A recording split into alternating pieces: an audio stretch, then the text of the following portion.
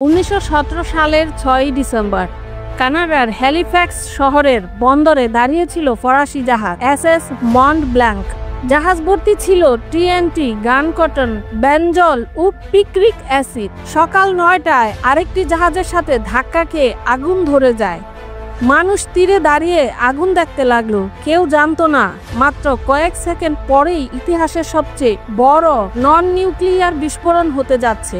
বিস্ফোরণের শব্দ 300 কিলোমিটার দূর পর্যন্ত শোনা যায়। 400 মিটার উঁচু আগুনের মেঘ আকাশে উঠে যায়। প্রায় 2000 মানুষ নিহত হয় আর 9000 এরও বেশি আহত হয়। পুরো শহরের অর্ধেক মুহূর্তেই ধ্বংস হয়ে যায়।